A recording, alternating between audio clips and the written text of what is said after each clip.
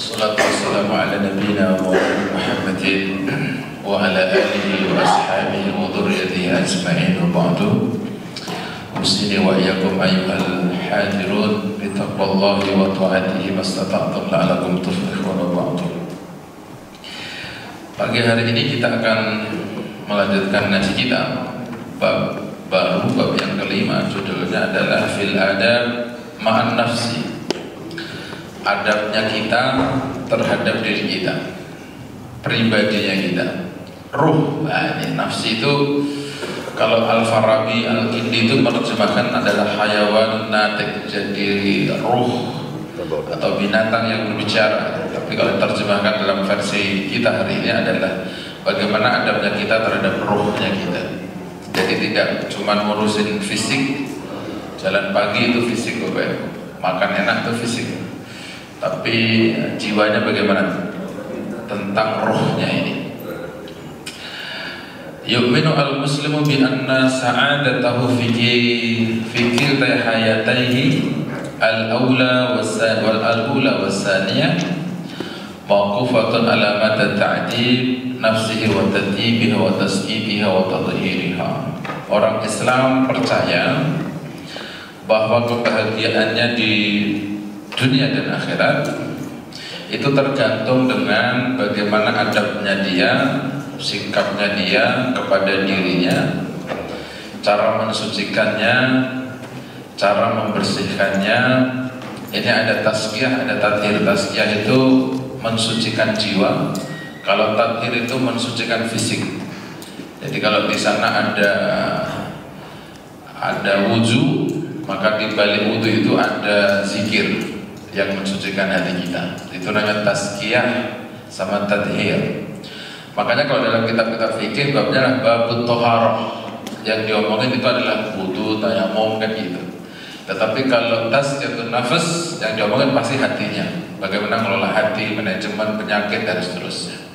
Mungkin fisik kita sih semuanya baik-baik, hatinya itu yang perlu dibicarakan. Itu masalah Bapak Ibu.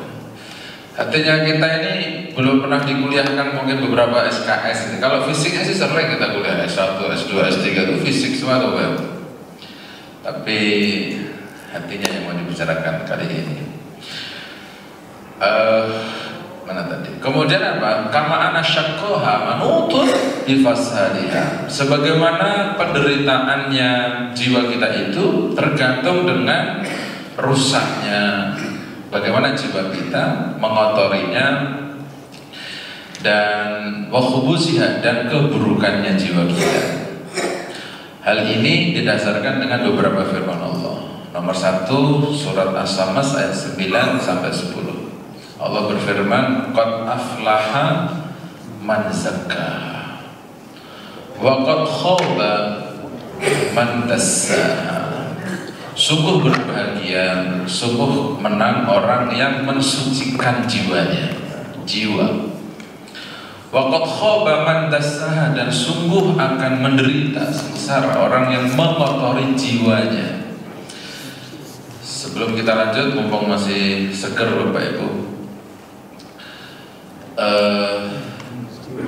setidaknya saya tahu data ada 6 filosof muslim yang Bapak Ibu kenal. Ada Ibnu Sina, ada Al-Farabi, ada Al-Kindi, Ibnu Maskawi, gitu. Ada Al-Ghazali. Mereka semuanya ini bilang bahwa kalau kita mati itu yang akan mempertanggungjawabkan itu adalah ruhnya kita. Fisiknya itu diperdebatkan. Kenapa diperdebatkan? Apakah yang dibangkitkan kembali ketika di barzah itu fisik yang baru atau fisik yang lama didaur ulang? Itu diperdebatkan. Tetapi dari 6 filosof ini yang mengkantar pemikirannya Darwin, Socrates dan seterusnya, itu adalah bahwa mereka mengatakan yang akan menerima nikmat sama sengsaranya barzah dan akhirat adalah ruh. Kenapa kok ruhnya kita? Karena ruh kita itu bersih, suci, tinggi, tidak pernah bisa dikotori oleh apapun. Jadi selalu bersih ruh kita itu. Tapi kalau fisiknya kita itu berubah-ubah dan pasti hancur. Nah, cara menjelaskan sederhananya adalah Bapak Ibu disuruh nengok. Kulit kita ini kan kalau dari kecil sampai tua berubah-ubah. Dulu halus, tiba-tiba kuat, tiba-tiba lemas, tiba-tiba keriput, remak. Gitu. Jadi Bapak Ibu kalau ngurusin kulitnya keriput jangan sampai stres-stres. Ngurusin tulangnya rapuh, osteoporosis, kurang cairan, nggak usah stres-stres ya gitu. Karena memang dia harus berakhir. Tapi bagaimana ngurusin rohnya? Nah, gitu loh Bapak Ibu. Kalau Bapak Ibu ngurusin fisik terus capek hidup kita. Karena fisik tidak akan pernah menerima apapun. Yang akan menerima sungai Homer, sungai madu, sungai susu, bidadari itu ada rohnya. Gitu. Sehingga ketika Al-Quran surat Az-Zumar ayat yang kedua menjelaskan kepada Bapak Ibu, Allah yatawaffal anfus hina mautiha wallati lam tamut fi manamiha. Allah itu akan menyempurnakan ruh. Jadi ruh itu disempurnakan balasannya. Kalau hari ini kita sering mendengarkan masuk surga lah ini itu, kan hari ini belum pernah kita nikmati. Kapan kita menikmatinya? Ya setelah ada di alam barzah. Alam barzah itu baru ronde pertama kan Bapak ya. Jadi saya alhamdulillah karena lagi nulis bab 4 temanya adalah tanggung jawab eskatologi di dalam Al-Quran. Nah, jadi baca banyaknya seperti itu. Setidaknya ada 70 buku yang membicarakan tentang kehidupan setelah mati. Mati itu spektakuler. Mati itu dirindukan. Wah, macam-macam ternyata banyak sekali buku-buku seperti itu. Nah, semoga Bapak Ibu setelah ngaji ini nanti senang dan hobi membersihkan ruhnya, bukan membersihkan fisiknya. Gitu, Pak. Jadi ayat ini Bapak Ibu, qad aflaha man zakkaha, beruntunglah orang yang membersihkan jiwanya, ruhnya. Jadi bukan fisiknya. Caranya maka pakai zakat, pakai sedekah, pakai infak, itu membersihkan jiwa Bapak Ibu. Jadi kalau di dalam ayat yang lain yang Bapak Ibu dengar juga sudah hafal lah, karena setiap tahun kita mengeluarkan zakat, gitu ya.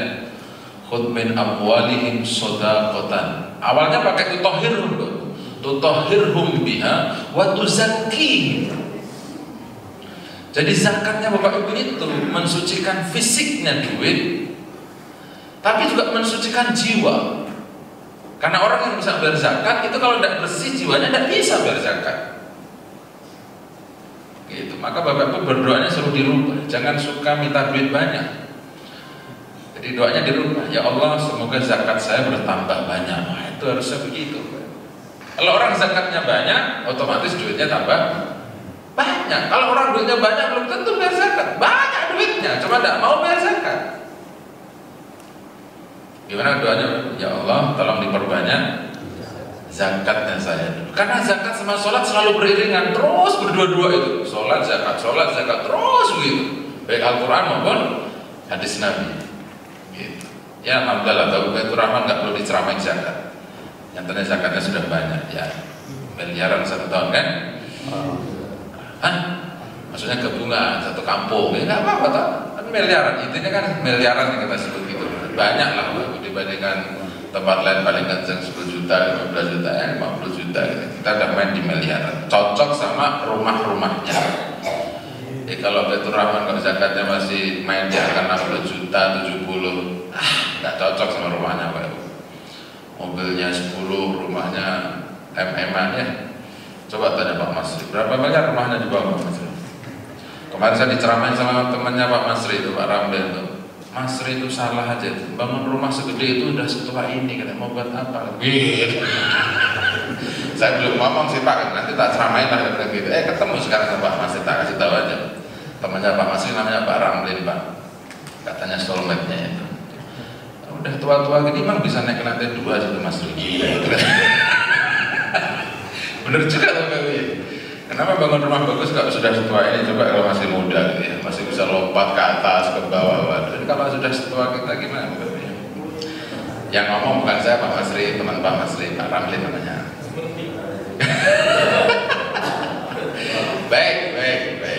Jadi mari kita ngurusin roh kita, Bapak. Ada lagi firman Allah yang nomor 2, surat apa nih, Bapak? Al-A'raf, Bapak. Surat 7 ayat 40 sampai 42. Allah berfirman, "Innal ladzina kazzabu bi ayatina wastakbaru anha la tufattahu lahum abwabus samai wa la yadkhuluna al-jannata hatta yalijal jamalu fi sammil hayat wa kadzalika najzi al-mujrimin." Bapak Ibu, yang namanya berdusta itu yang mendustakan itu hatinya. Kaki, mata, mulut itu ngikut hatinya, Bapak Ibu. Mula-mula hatinya dulu yang berdusta sama ayat Allah, baru kakinya ngikut. Diajak ke masjid nggak mau, diajak ngaji nggak mau. Itu kakinya yang nggak mau setelah hatinya ngomong nggak setuju sama ayat Allah. Gitu.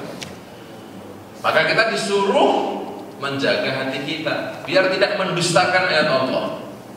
Fir'aun Namrud itu tahu bahwa Allah itu seperti ini seperti itu, tapi dia menolak, nggak setuju. Pokoknya mengingkari, pokoknya mendustakan. Nah, itu pekerjaannya mereka. Nah, di ayat ini Allah Subhanahu Wa Taala berjanji banget. La tufattahu lahum abwabus sama. Kalau orang-orang ini mendustakan dengan ayat Allah dan takabur, ada dusta, ada takabur. Takabur itu melampaui batas. Kalau cuma berdusta itu udah nggak percaya, diem. Tapi kalau takabur itu sudah mendustakan, pakai nentang, pakai berbuat kerusakan pula. Itu namanya istakbaru anha, melampaui batas. Kalau itu yang dikerjakan, maka la tufattahu lahum abwabus sama. Allah tidak pernah membuka pintu langitnya, selalu tertutup buat orang ini. Yang nomor 2, nggak akan pernah masuk surga. Sampai Bapak Ibu, hatta yalijal jamal bisamil hiyat. Onta masuk ke lubang jarum, gimana caranya? Onta itu gede, telalainya besar. Jadi sampai kiamat bolak-balik lagi ya tetap aja nggak akan ketemu surga, kira-kira begitu. Ini perumpamaan yang bahasa tidak mungkin, tapi ungkapannya Al-Quran adalah hatta al-jamu fisab. Jadi sampai onta masuk ke lubang ya, sulit Bapak. Begitu juga balasannya sama orang-orang yang berbuat dosa. Kami akan menimpakan balasan yang sama kepada orang-orang yang berbuat dosa. Nah, di sini disebut nih Bapak, lahum min jahannam mihadun wa min fawqihim ghawas firash. Orang-orang ini dimasukkan ke neraka jahanam, mihadun tempat tinggal mereka, firashnya itu api, Bapak Ibu. Wa min fawqihim ghawas, dari atasnya mereka itu ada tutupnya. Jadi Bapak Ibu kalau ngomongin neraka itu rata-rata redaksinya tutup, bukan dibuka. Kalau surga itu teksnya adalah futihat abwabul jannah, dibukalah pintu-pintu. Tapi kalau neraka itu identiknya ditutup. Karena gambarannya Nabi, neraka itu seperti gelas ini Bapak Ibu. Jahanam itu paling ujung. Dan ini tutupnya seperti ini. Jadi kalau bahasa neraka itu, Bapak itu masuk ke dalam itu kayak di presto. Mulai dari presto kelas 1, 2, 3, 4, intinya sih remek semua, udah. Tapi kalau surga itu dibuka, ditengok yang kurang dingin, ditengok dikeluarkan. Oh ini salah masuk, gitu-gitu. Itu surga itu selalu dibuka. Jadi boleh bertambah terus kalau surga. Tapi kalau neraka sudah masuk, kunci. Maka disebutnya di presto. Bapak sudah hafal ayatnya di dalam surat apa itu Bapak? Surat Al-Qari'ah Bapak. Al-Qari'ah, Mal-Qari'ah, wa ma adraka mal-Qari'ah, yauma yakunun nasu kal-farasir mabsus wa takunul jibalu kal-ihnil manfus. Fa amma man saqulat mawazinuhu fa huwa fi 'ishatir radiyah wa amma man khafat mawazinuhu fa ummuhu hawiyah. Wa ma adraka ma hiya narun hamiyah, api yang membakar. Di lain ayat Allah menegaskannya pakai di surat Al-Qari'ah wal adiyat wailul likulli humazatil lumazah alladzi jama'a malahu wa adata yasabu anna malahu ahlada kalla la yunbadanna fil khutamah wa ma adraka mal khutamah narullahil muqaddah, api yang membakar. allati tatali'u 'alal afidah, yang api itu akan mengeluarkan seluruh jeruannya Bapak Ibu, saking panasnya. Jadi umum kata-kata kita ya. Umum ini bahasanya Nabi itu ketika menyampaikan azabnya Abu Thalib yang seringan itu, Pak. Jadi dia akan pakai sendal dari besi, terus ubun-ubunnya matang. Nah itu namanya umum. Susah kan jelasinnya, Pak.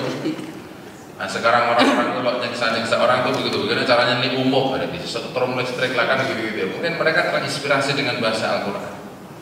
Tatali'u 'alal afidah. Terus gimana lanjutannya? Tatali'u 'alal afidah. Allati tatali'u 'alal afidah. Innaha 'alaihim. Nah, ada muksodahnya Bapak Ibu. Itu ada muksodahnya, ada pengikatnya, ada penutupnya. Bukan hanya ditutup. Bapak Ibu pakai diikat pula di situ. Jadi sudah ditutup, diikat, presto. Melayu ngendi kira-kira begitu. Orang iso. Itu kalau ngomongin neraka. Jadi neraka sudah digambarkan sebegini hebatnya. Masih ada aja orang nggak takut tuh, Pak. Bahkan nekat. Kok senang ke neraka itu loh, Pak. Emang sopo sih yang senang Ustaz? Saya juga nggak tahu. Kalau satu tukang satu-satu nanti saya nuduh ditangkap polisi, saya kan. Jangan dituduh. Banyak orang yang belum senang ke surga. Yang enak itu menuju ke neraka. Gitu loh, Pak. Kok Ustaz tahu? Saya melihatin beberapa kali Dagadu itu bisa bikin kaos bagus, inspirasinya. Bukan kaosnya, inspirasinya. Jadi bisa bikin gambar gitu. Jalan ke neraka itu, Bapak. Nuwajat, nikung, muacet, tapi ujungnya neraka, tapi mobilnya penuh ngantri. Pernah lihat gambar kaos itu? Gambaran surga itu jalannya lurus, pendek, mobilnya cuma 1-2 yang lewat situ. Oh, berarti Dagadu ini wong Islam sudah ngaji gitu. Ayatnya kan banyak tuh, bahwa Allah akan memenuhi neraka jahanam itu dengan jin dan manusia. La'amla'anna jahannamu minal jinnati wan nasi ajma'in fadhuqu bima nasitum liqa'a. Banyak ayat lah. Oh ya juga ya. Yang diajak suruh ke masjid itu banyak. Ya, tapi yang mau datang ya huwa aja. Dia aja. Ya nambah 1-2. Pelencing 1, pelencing ngono-ngono ya. Nanti nambah, ini saya yakin ya masjid ini 20 tahun ke depan insya Allah sih penuh, subuh penuh sampai sini insya Allah. Kita tunggu ya 20 tahun kemudian. Ya nggak tahu yang ngajar saya apa bukan, yang pasti 20 tahun penuh insya Allah. Mungkin sudah ngajar udah ganti juga kan gitu ya, 20 tahun. Loh, kenapa begitu Ustaz? Ya udah banyak yang tua-tua soalnya. Otomatis akan datang ke masjidnya, datang ke masjid. Neraka memang betul lebih sering biar orang yakin kepada ya. Wa kadzalika najzi az-zalimin. Baik, selanjutnya apa? Wallazina amanu wa amilus solihati la nukallifu nafsan illa wus'aha. Ulaika ashabul jannati hum fiha khalidun. Orang-orang yang beriman, beramal soleh, mereka tidak diberikan beban kecuali sesuai dengan kesanggupannya. Bapak Ibu cuma disuruh mencari surga, menghindar dari neraka sesuai dengan ilmunya, itu kesanggupannya. Sama dengan sabdanya Nabi dalam hadis sahihnya itu. Ma'amartukum bisyai'in fa'tu minhu mastata'tum. Apa yang aku suruh Bapak Ibu kerjakan sesuai dengan kesanggupan. Yang tidak sanggup gak usah dikerjain Bapak Ibu, minta maaf. Gitu dong. Yang nggak sanggup tidak usah dikerjakan, minta maaflah sama Allah. Yang sanggup kita kerjakan. Sehingga Al-Quran Nabi Muhammad lewat Al-Quran itu ngasih solusi-solusi. Selalu ada solusinya. Masuk surga misalnya boleh bebas dari api neraka itu boleh hanya dengan bersedekah separuh biji korma. Materi ya Pak. Kalau tidak bisa separuh biji korma, fabi kalimatin thayyibah, ngomong baik. Kalau ngomong baik gak perlu bayar Pak. Tinggal napas doang ada keluar suaranya Pak. Tuh selamat dia dari azab api neraka. Ada lagi yang nomor 2. Bapak Ibu bisa selamat dari azab api neraka itu lewat kalau jamu teman, saudara, wajahnya ceria saja. Enggak, itu enggak bisa juga. Ada lagi yang disampaikan oleh Nabi dalam hadis sakit-sakitnya adalah tuangkanlah air di bejananya saudaramu sebagiannya. Apa itu namanya? Tidak egois. Jadi kalau kita lagi di Mekah Madinah mencet air Zam-Zam itu pakai botol mau dibawa pulang ke hotel, biasanya kan ada orang minta air tuh satu. Itu bapak itu jangan malah ngantri dong, tar dulu, sabar. Itu biasanya orang-orang kita sih, kalau orang udah baik-baik sih diambilin ya. Karena ada hadisnya. Kreatif ya, saya nyebutnya itu kreatif. Jadi orang semampu kita itu artinya apa? Oh ya ini bisa, ini nggak bisa. Udah dipilih-pilih saja sesuai dengan ilmu yang bapak punya. Itu namanya taqati, kesanggupannya. Ulaika ashabul jannah, mereka akan masuk surga. Jadi penduduk surga tidak semuanya harus lewat nyabetin pedang, pergi medan perang. Tidak harus semua seperti itu. Banyak pintunya surga itu. Ada pintu sholat, pintu jihad, pintu zakat, dan lain-lain. Bapak tinggal di sana. Tapi kalau neraka nggak pakai pintu, cuma satu. Ya tak? Cuman sekali klub burono, rasa metu. Itu aja. Tapi kalau surga luas, pintunya macam-macam. Maka pesan saya sama bapak ibu kalau belum khusyuk sholatnya, belum rapi ibadahnya, jangan masuk surga lewat pintu ibadah, jangan. Lewat duitnya aja. Buang-buangin aja duitnya tuh buat surga. Surga segitu loh bapak. Jangan sholatnya, ibadahnya nggak rapi, duitnya juga nggak rapi, lah terus mau kemana? Bapak ibu pilih aja begitu. Akhirnya bapak ibu punya apa namanya? Ashabul jannah, ahlinya surga lewat pintu 1, 2, 3 dan seterusnya. Gitu. Surat Al-Araf itu ya bapak ibu ya. Ulaika ashabul jannati hum fiha khalidun, mereka penghuni surga dan mereka kekal di dalam. Bolak-balik tadi yang ngomong. Ini roh ya bapak ibu ya. Lalu dalam surat yang lain bapak ibu, surat Al-Asr, bapak ibu hafal semuanya ayat wal asri innal insana lafi khusr illa allazina amanu wa amilus salihati wa tawassaw bil haqqi wa tawassaw bis sabr. Ayatnya sudah hafal. Yang saya tahu tafsirnya saja. Begini, Imam Syafi'i ketika menjelaskan ayat ini, beliau mengatakan begini. Nomor 1, ayat ini adalah wajizatun balighah, ayat pendek, isinya luar biasa. Yang nomor 2, beliau mengatakan saya sudah paham ayat ini, tidak usah baca ayat yang lain, sudah cukup dia bilang. Kenapa begitu? Bapak pun nikmati aja itu ayat. Demi masa semua manusia rugi kecuali orang yang beriman, amal soleh, menasihati yang baik dan menasihati yang dengan sabar. Iman, amal soleh, iman, amal soleh. Imannya kita dari dulu muncul atau tidak nih? Gitu loh. Jangan-jangan dimakan sama waktu. Imannya baru muncul belakangan, dulu nggak muncul-muncul. Akhirnya kan dia rugi. Nyesel. Setelah nyesel ya harus diperbaiki. Jangan nyesel diam, nyesel diperbaiki lah bapak. Makanya Imam Syafi'i mengatakan seperti itu, la kafata.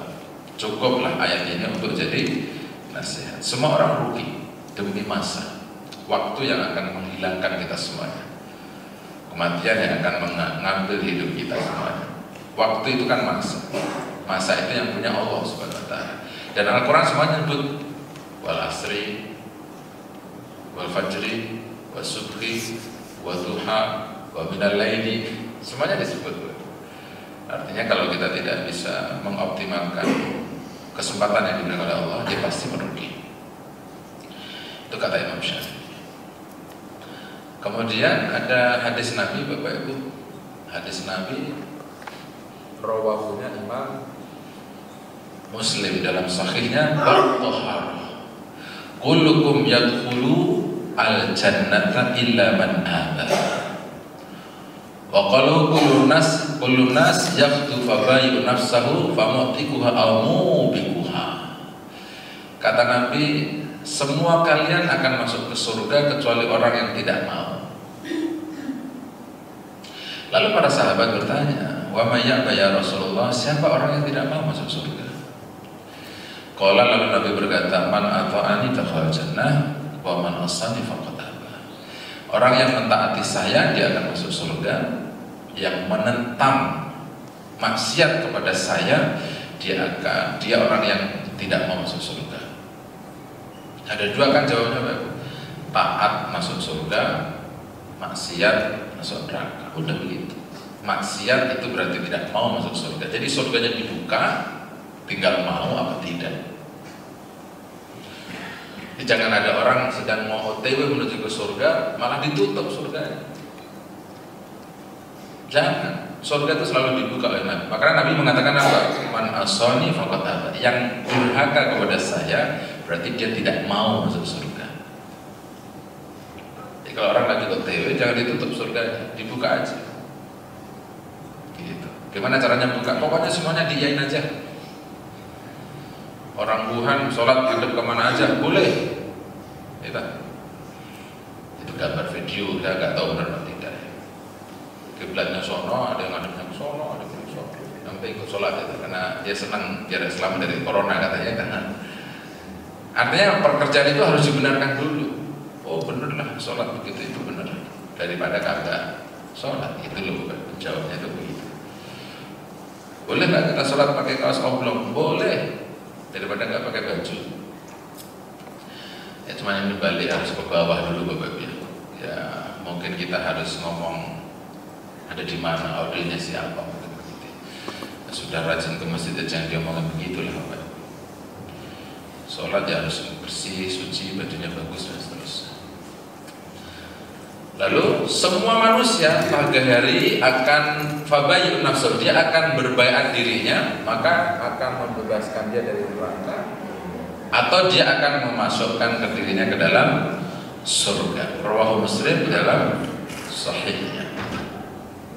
Kama yu'minu, paragraf bawahnya, sebagaimana orang muslim beriman bi anna ma tadhuru alaihi nafsu wa tasquhu hasanatul iman. Bapak Ibu tahu, kita sudah paham bahwa mensucikan jiwa kita dan membersihkannya itu adalah hasanatul iman, kebaikan keimanan kita. Wal amalus salih, dan amal solehnya kita. Wa anna man tataqaddasa bihi wa tahabbus tafassu nafsu sayyul kufur wal ma'asi. Sucinya jiwa kita dan kotornya jiwa kita itu adalah dengan kotornya dipakai apa Bapak Ibu? Sayyatul kufur, jeleknya kekafiran, wal ma'asi. Bapak Ibu, setiap hari Jumat sebenarnya kita dengerin ayat ini. Nabi Muhammad itu kan diutus untuk surat Jumat gimana Bapak Ibu? Ayat yang kedua itu. Yusabbihu lillahi ma fis samawati wa ma fil ardi al-malikul qudusil aziz walladzi ba'atsa fil ummiyina rasulan minhum yatlu 'alaihim ayatihi wa yuzakkihim wa yu'allimuhumul kitaba wal hikmah. Nabi Muhammad itu jadi ada kata-kata yu'allim, ada yuzakki, membersihkan,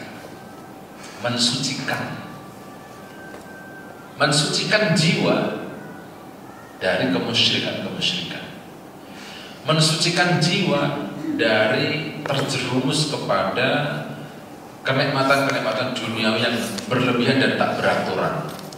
Artinya nyari duniawinya salah gitu. Nabi yang sudah bersihkan. Maka Nabi SAW, Bapak Ibu kalau pengen tahu nikmatnya dunia itu, beliau cuma mengatakan apa? Coba dimasukkan jari telunjukmu itu ke dalam lautan. Lalu diangkat. Fanzur madza wajad. Anda lihat yang ada di dalam jarimu itu apa? Air lautan. Lalu Nabi mengatakan apa? Yang ada di tanganmu itu adalah kenikmatan dunia. Lautannya itu adalah akhirat, surganya. Maka surga tidak pernah masuk akal karena saking luasnya.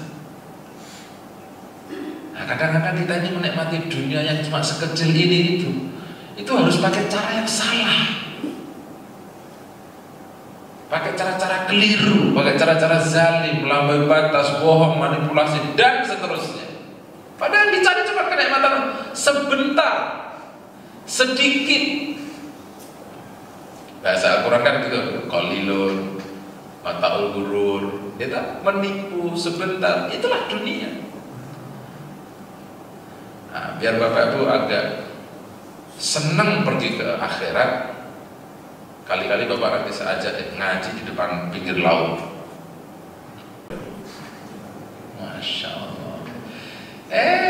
nggak percayanya, emang Ustaz udah pernah pergi ke sana? Keluar dari masjid situ, pindah agama aja situ, itu dong. Oh dikasih tahu akhirat kok malah Ustaz udah pernah ke sana. Ya murung. Kalau itu urusan iman akhirat kok jadi. Walau itu penceramah itu suka ngeramal Indonesia begini begitu. Jadi sampai masuk ramal itu Al-Quran ngelamar gitu. Al-Quran tuh ngasih tahu. Ya Bapak Ibu kalau belum percaya pindah agama dulu kan gitu. Ini keyakinannya umat Muslim kepada Al-Quran kan gitu toh Bapak. Akhirnya saya jadi ingat nasihatnya Ali Bapak. Ali radhiyallahu anhu yang mengatakan begini. Kasirun man nasra ilal mayyit wa la yu'min bi annahu mayyit. Banyak orang sering datang ke kuburan nengok mayit. Cuman orang ini tidak pernah mikirin bahwa dia nanti akan jadi mayit. Akhirnya pulang nengok mayit ya tetap aja jadi orang sombong. Pulang dari takziah tetap aja takabur. Pulang dari takziah tetap aja lagi kembali ke sok-sokan gitu loh. Padahal udah sering liatin mayit. Ini kemarin kuat, hebat, mati. Fir'aun dulu mati. Bahkan masih ada fisiknya ya tapi gitu. Kurang hebat apa itu Fir'aun? Mati. Fir'aun aja mati, apalagi kita gitu. Fir'aun itu rumah sakit punya sendiri, itu penyakitnya dia bikin sendiri, mati juga. Jadi kalau nggak mau sakit ya nggak sakit, takdirnya mati ya mati. Maka hebat nasihat kematian itu hebat. Ya ini namanya tasawuf nafas ya Bapak ya. Harus ngaji Ihya Ulumuddin Bapak Ibu. Ngaji Ihya Ulumuddin tuh ada yang nggak setuju sih sayangnya ya sama kitab ini, ada yang nggak setuju katanya. Padahal kitab ini luar biasa Bapak Ibu. Baik, mana lagi? Bawahnya Bapak Ibu. Allah Ta'ala berfirman di dalam surat Hud ayat 114. Wa aqimis shalah tarafayn nahar wa zulfa minal lail innal hasanat yudhibnas sayyi'ah. Dan dirikanlah salat di ujung siang wa zulfa minal lail dan di tengah malam. Sesungguhnya kebaikan-kebaikan itu akan menghilangkan kejelekan-kejelekan. Ini rumus Bapak Ibu. Kenapa kok sholat ya Bapak Ibu? Akhirnya Nabi ngasih klarifikasi sholat subuhnya Bapak Ibu ini adalah sholat yang paling enak, paling khusyuk, paling nyaman. Bapak Ibu tahu alasannya? Karena jeda dari isya ke subuh itu kemungkinan Bapak berbuat dosa itu kecil. Bapak Ibu dalam kondisi istirahat tidak melakukan dosa. Tapi kalau zuhur ke asar, aduh, agak was-was kali sholatnya ya, sering macam-macam lah mungkin perasaannya. Maghrib ke isya, oh deket juga. Subuh masih hening, hatinya bersih, gak habis dosa, dari wudhu kena wudhu, kan mau tidur wudhu, habis itu wudhu lagi kan gitu ya. Subuh, sholat subuh. Makanya Nabi Muhammad SAW, Masya Allah, sholat subuhnya, sunnah subuhnya lah ya, yang disebut hebat-hebat ya, 2 rakaat fajar itu kan hebat sekali. Itu bisa menghapuskan dosa-dosa. Gambaran yang lain, kalau orang yang sholat 5 waktu itu seperti Bapak Ibu punya sungai di depan rumahnya. Bapak Ibu cuci kaki setiap kali 5 kali 1 hari. Kan yang ditanya oleh Nabi logika kan, kotor apa bersih? Bersih. Kalau yang nggak punya sungai, ya mesti kotor, nggak pernah dicuci. Akhirnya, alhamdulillah, hadis ini menjadi kenyataan. Wajahnya orang yang mukmin sama orang non mukmin beda. Yang satu bersih bercahaya, yang satu putih bersih tapi tidak bercahaya. Karena putihnya karena make up saja, temblok-temblok apa saja. Maka Bapak Ibu berbahagialah kalau punya istri yang rajin sholat. Yang bercahaya adalah cahaya aslinya, bukan penipuan lewat temblok-temblokan macam-macam gitu dong.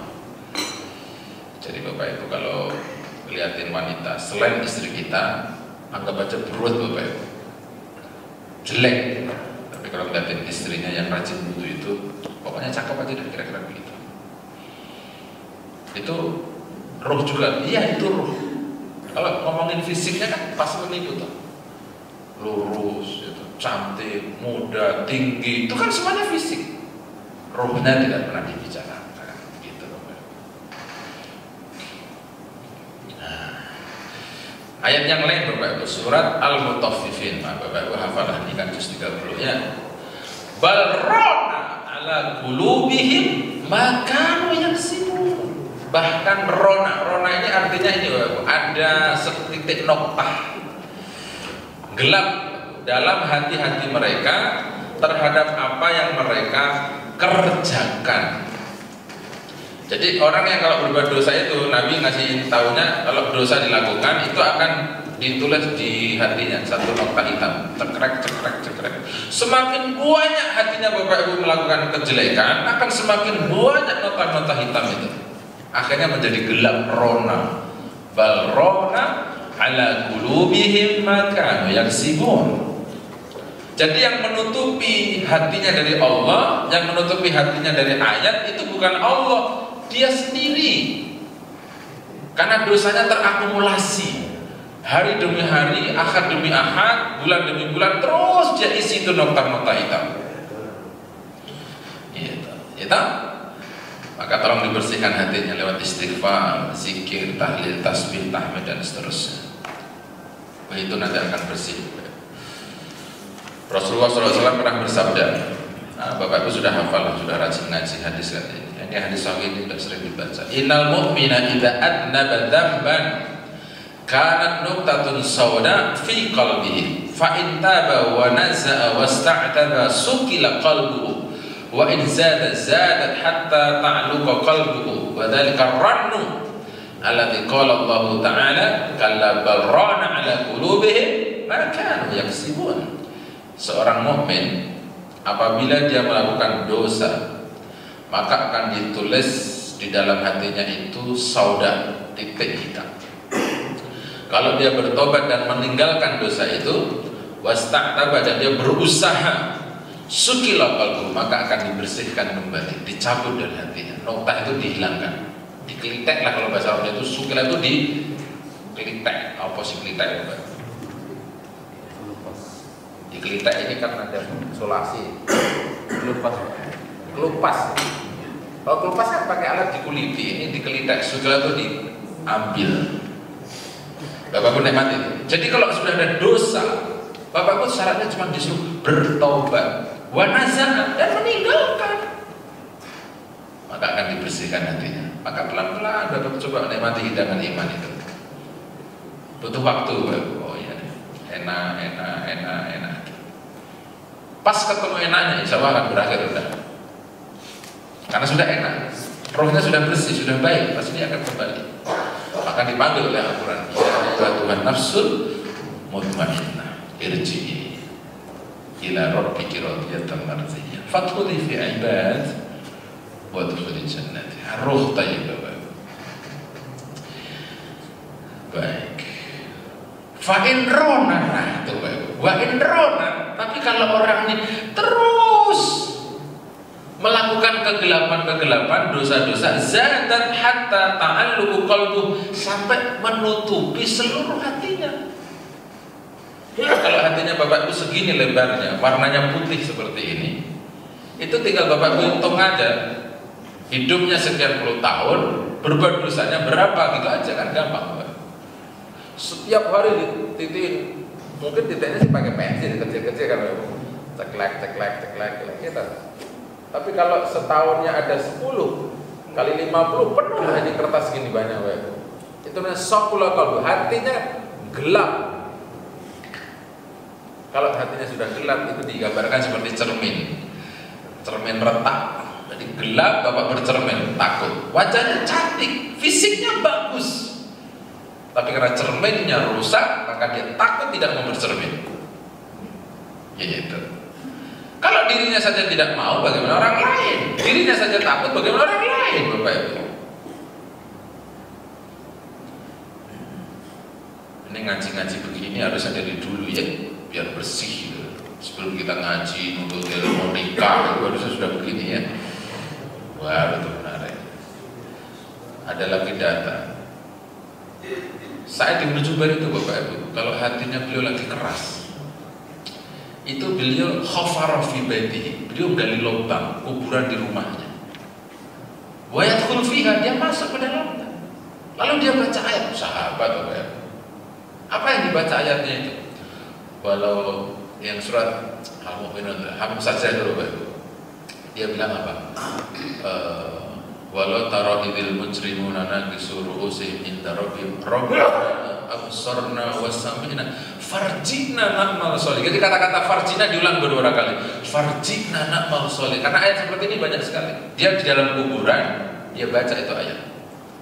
Tolong kembalikan kami akan berbuat baik. Tolong kembalikan kami ke dunia, kami akan beramal sholih. Kembalikan kami ke dunia, kami akan taat, kami akan yakin dan seterusnya. Akhirnya pagi harinya dia buka kuburannya, dia keluar, akhirnya hatinya tidak keras lagi. Bapak mau begitu ngajinya misalnya. Itu sahabat Nabi gali kubur.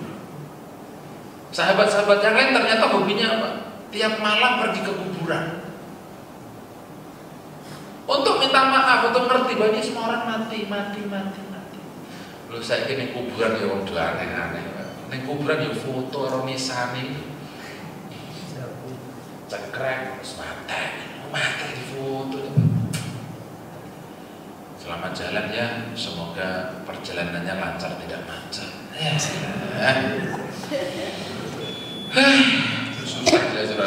Nengok orang sakit loh Pak. Kayaknya nengok orang sakit kok enak men gitu Pak. Yang sakit dia ikut foto itu, padahal itu malaikat pencabut nyawa itu sudah ngintip di situ. Ini bentar lagi sampai pakai expired, ini masih cengar-cengir aja nih. Nangis kagak, tobat kagak, sedih kagak. Lu kok malah cengar-cengir gitu? Kayaknya mati kok jadi indah men buat orang-orang itu. Ini yang salah zamannya atau ilmunya yang memang gak tutup Bapak. Masya Allah. Ada lagi, kalau Nabi Muhammad kan Bapak Ibu sudah tahu ya, Nabi itu meninggal kan nggak ninggalin dirham wala dinar Bapak Ibu ya. Sahabat Salman Al-Farisi itu Bapak Ibu, ternyata datanya bilang beliau itu setelah dikorek-korek harta kekayaannya itu, orang Romawi kan kaya raya Bapak Ibu, Salman Al-Farisi. Ternyata beliau meninggal, itu yang ditinggalkan cuma bid'ata asyara dirham. Cuma ada sisa 10 dirham saja. Mati. Bapak Ibu kan sekarang belum meninggal aja sudah panik. Kalau mau dikasih semua ke anaknya, hidup saya bagaimana? Kalau nggak dikasih nanti ya diambil semua. Akhirnya Bapak Ibu bingung. Ini duit mau buat apa ya katanya? Lalu saran saya mendingan pok doli kabeh ya Pak. Terserah sampai mau gopo ya. Terserah. Daripada bingung Pak, Bapak ikut Nabi nggak bisa, ikut Salman. 10 dinar aja sisanya. Selebihnya Bapak pakai dah. Jadi jangan sayang-sayang lah Bapak Ibu. Karena mati undang-undangnya Islam kan nggak boleh hartanya Bapak Ibu ikut dikubur. Nanti kayak Fir'aun kalau begitu, karena Fir'aun itu undang-undangnya begitu, dia mati dibawalah ke piramid. Jadi dalam piramid itu isinya kekayaannya Fir'aun kan gitu. Nah, tolong dipakailah duitnya. Jangan anak sudah dicurigai, Bapak belum meninggal dia udah curiga sama anak. Wah ini kalau saya mati nanti harta saya ini diambil semua sama anak saya. Jangan-jangan dikuasai mantu saya pula. Waduh. Akhirnya Rasido mati. Balik menang. Saya belum tak duitku ini belum. Ya nggak bisa lah Bapak Ibu. Mati nggak bisa balik. Harus mati kok mau balik nggak bisa. Makanya ya Allah Gusti. Bapak Ibu saya mau ngajak ngaji Bapak Ibu sering ke kuburan. Di sini kuburannya nggak ada. Ada tuh. Lu ke Ustaz tahu? Di belakang ada. Oh ada. Kan masanya dulu saya waktu Pak Karyanto itu kok makamnya di sono itu kan di Kemang memang gak ada makamnya Ustaz katanya begitu. Akhirnya kan ditumpangin sama orang Cikete kan itu. Waktu itu ada Pak Marmita itu, saya Pak Marmita ikut darurat. Pak Marmita itu mobilnya nyasar. Yang sampai di situ saya duluan. Semua orang yang gali kuburnya Pak Karyanto itu diazani. Allahu Akbar, Allahu Akbar. Itu ada orang baru tobat lewat. Wah ini malah masuk neraka, ini pakai diazan, pakai dikumati. Sampai itu makam sudah naik, mau cerewet dulu, mas menang mas. Ini kalau yang di bawah kesel nih, jenazah dikeluarin sampai suruh pindah mau tinggal di mana? Urusan aja diumain ceritanya. Mas menang mas. Terus benar karena dia. kan tadi bukannya turun ke sini, kan tadi dia udah nawarin mau diazani apa tidak. Nah, adalah rombongan utamanya itu Pak Markuta dan teman-teman itu kesasar mobilnya, belum sampai. Yang sudah sampai saya, diazani apa enggak? Terus saya kali sampai Pak adanya karamu, Pak adanya rabu. Saya bilang begitu. Karena di situ budaya diazani, dikomatin. Selesai baru mau kayak sholat Bapak, datang deh ke mobil. Itu. Siapa yang ikut makan karya? Saya ikut. Akhirnya ustadznya juga yang suruh ceramah saya suruh ceramah Pak Umar, dengerin aja, ya sudah aku ceramah dikit aja gitu. Jadi kalau pergi ke kuburan Bapak itu membuat hati kita jadi nyaman, minimal ruhnya harus diangkat. Oh iya, semuanya mati. Baik Bapak Ibu. Selanjutnya apa? Ada hadis Nabi, ittaqullah haitsuma kunta. Ini hadis tiap hari Jumat dibaca di sini, wajib. Bapak pasti dengar tuh hadis. Kalian bertakwalah kepada Allah di mana saja kamu berada. Ini kan perlu diterjemahkan Bapak Ibu. Kita ini sudah baik ketika ada di mana saja atau masih pilih-pilih tempat. Di masjid, solih-solihatnya Masya Allah. Nunduk aja kalau ngaji, bajunya koko, minyak wanginya bagus, pegang Al-Quran, ngaduknya ke kiblat, baca ayat ini nangis, baca ayat itu nangis terus di masjid. Sampai rumah beda lagi. Ada istrinya susah, minta ini nggak dikasih, malah marah-marah. Ada anaknya bukan ditolong, bukan. Oh ini berarti model orang yang takutnya cuma di masjid saja. Padahal setelah dijumlah, pergi ke masjidnya satu hari berapa menit? 20 menit misalnya ya. Berarti 20 menit orang ini takut sama Allah, sisanya dia menentang Allah. Maka Nabi ngasih taunya Pak, bertakwalah di mana saja kamu berada. Takwa itu tidak dibatasi tempat, di mana saja kan Bapak. Akhirnya Bapak jadi hebat. Di masjid takut, di tempat kerja takut, di perjalanan takut, akhirnya orang hebat-hebat. Orang yang sudah takwanya begini Bapak Ibu, azan bunyi belok ya, sholat dulu, gitu dong. Itu orang yang begini ini lagi rapat Bapak Ibu, azan bunyi berhenti sholat, bukan berhenti rapat tapi nggak sholat. Kan ada juga kita kalau azan berhenti Pak rapatnya, terus sholat nggak? Kagak. Terus maksudnya apa ini? Jadi ada cuma gue berhenti rapat gitu, berhenti meeting begitu. Berhenti rapat tidak, berhenti azan itu ya suruh sholat maksudnya, karena azan untuk sholat bukan untuk berhenti rapat gitu Bapak Ibu. Coba Bapak Ibu, ya Allah Gusti. Bapak Ibu bisa begini itu kalau sudah pensiun. Kalau belum pensiun susah. Tetap coba. Bapak bisa begini itu kalau udah pensiun. Karena masih kerja kan masih ada aturan dengan pekerjaan, dengan perusahaan dan sebagainya. Itu waktu azan ya sholat belakangan aja. Iya. Nanti juga boleh sholat duluan udah biarin kita kan boleh belakangan gitu. Coba kalau udah pensiun bisa semua kan Bapak. Ada lagi yang nomor 2, wa atbi is-sayyi'atal hasanata taquha. Dan kalian ikutilah kejelekan dengan kebaikan. Niscaya kebaikan itu akan menghapuskan kejelekanmu. Undang-undang nih, kalau Bapak Ibu habis berbuat dosa, tolong berbuat baik. Kalau habis berbuat maksiat, berbuat taat.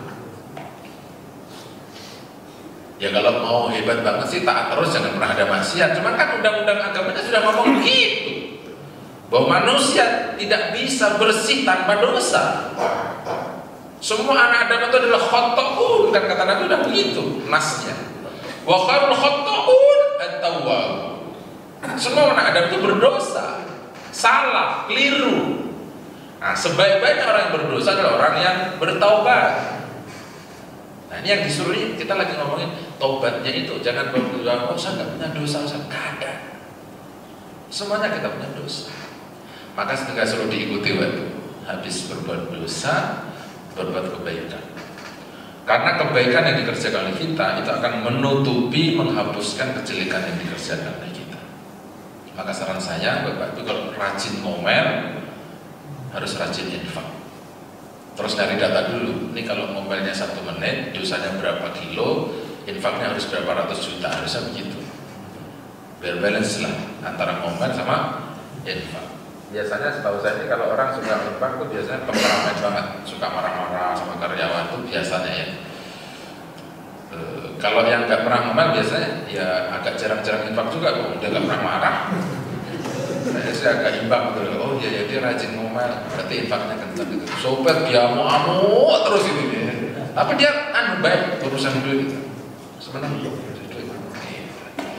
ini ada orang cuma ngomel doang nggak pernah ngasih duit, biasanya tinggal pergilah, marah-marah doang, pahit, tinggal pergilah.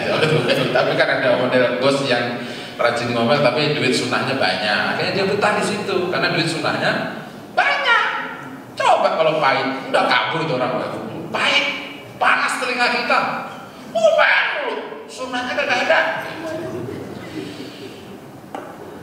Ya Allah, Gusti. Yang lain Bapak Ibu carilah mengerjakan kejelekan, jangan lupa berbuat baik. Jadi kalau sudah banyak jeleknya, berarti kita tinggal baiknya aja sekarang, gitu dong Bapak Ibu. Dulu sudah banyak salahnya, sekarang tinggal benernya, gitu dong. Dulu sering telatnya, sekarang tinggal tepatnya. Gitu. Dulu nggak ngaji-ngaji, sekarang ngaji terus, udah begitu. Itu nikmat dari Allah Bapak Ibu, udah. Karena yang lainnya nggak dikasih kesempatan. Sudah sering salah, ujungnya langsung lewat, kan nggak dikasih kesempatan. Nah kita dikasih kesempatan. Yang nomor 3 kata Nabi, wa khaliqin nas bi khuluqin hasanin, dan kalian berakhlaklah kepada manusia dengan akhlak yang baik. Jadi kalau orang sudah bisa bertakwa, sudah bisa berbuat baik kepada kejelekan, ujungnya pasti akhlaknya luar biasa. Akhlaknya luar biasa. Hadis ini riwayat Imam Ahmad, Tirmidzi, Al-Hakim, wa shahhahu, dan disahihkan oleh, maka sering dibaca di mimbar-mimbar ini Bapak Ibu. Min ajli hada ya'isul muslim amilan da'iman ala ta'dibi nafsi wa tazkiyati wa tathhiriha. Dari data-data di atas tadi, maka orang muslim akan hidup, mereka akan beramal, akan beradab terhadap dirinya, mensucikan dirinya, mensucikan fisiknya. Idhiya aula may yu'addib, karena ini adalah yang pertama yang harus dilakukan oleh kita sebelum kita mengerjakan sesuatu. Fayakhudhuha bil adab al-muzakkiyah laha wal mutahhiratu li adaraniha. Bapak Ibu disuruh mengambil adab-adab yang membersihkan tadi itu dan mensucikan itu dan menghilangkan yang kotor-kotor. Membersihkan diri. Orang bersih itu gini kok Bapak Ibu, dia tidak pernah ngerti salah, mungkin yang dia tahu cuma bener aja. Ya, kalau ada orang datang gitu ya, orang bersih-bersih itu, dia selalu responnya baik dulu, karena dia belum pernah tahu. Jadi kalau ada orang salah, itu yang muncul bukan kemudian salah, munculnya itu yang baik, walaupun pekerjaannya salah. Ya, suatu hari ada sahabat Ibnu Mas'ud yang meludah di depan itu kan. Nabi lihat, karena Nabi hatinya bersih, yang muncul bukan yang jelek. Mas, nggak patut di tempat ini meludah di depan gitu. Oh maaf, saya tidak tahu Nabi. Kalau mau meludah ya ke samping kiri. Dia bersumpah habis itu kan, setelah saya mendengarkan kata-kata Nabi ini, saya tidak akan pernah meludah ke depan. Nah fikihnya, ini kan hadis sahih riwayat Imam Ahmad. Fikihnya apa? Meludah itu sunnahnya adalah ke sebelah kiri. Dakhilas shalah am kharijiyah, di luar atau di dalam sholat. Yang nomor 2 sunnahnya adalah al-bazzaq. Jadi Bapak Ibu kalau meludah disuruh diuruk. Karena ludah itu sumber virus, maka harus diuruk. Diuruk itu apa sih Bapak? Ya kalau dulu kan masjidnya Nabi itu kan nggak ada granitnya atau Bapak Ibu. Diuruk pakai pasirnya itu loh Bapak Ibu. Kalau sekarang apa sih Bapak Ibu? Mungkin dipakai tisu kali ini. Ludah taruh di tisu baru dibuang ke tempat sampah, bukan dibuang tengah jalan. Ya, orang kalau lagi macet ya, mobilnya Alfa di depan kita, enak banget ya tumbang sampai tisu sebelah kanan, tisu sebelah kiri, bekas snack sebelah kanan. Sampai buang sampah kok naik gini kok enak entah kata saya. Nah bisa nggak ada tempat yang lain? Ya tapi jangan di tengah jalan begini dong. Mobil bagus masa buang sampah sembarang tempat. Saya aja mobilnya jelek nggak pernah buang sampah begitu. Bapak Islam apa non Muslim? Kalau saya bilang kafir kan bisa Pak. Islam Pak. Loh kalau Islam itu buang sampah disuruh tempatnya, nggak boleh tengah jalan.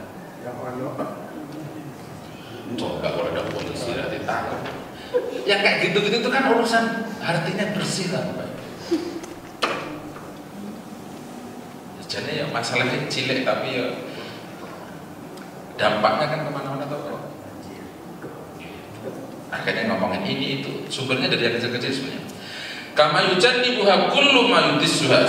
Dan Bapak Ibu disuruh menjauhi semua yang mengotori jiwanya Bapak Ibu.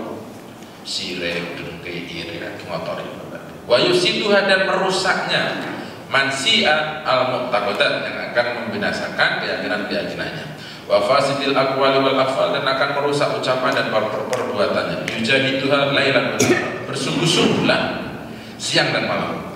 Wa yuhasibuha fi kulli sa'ah, muhasabah setiap waktu.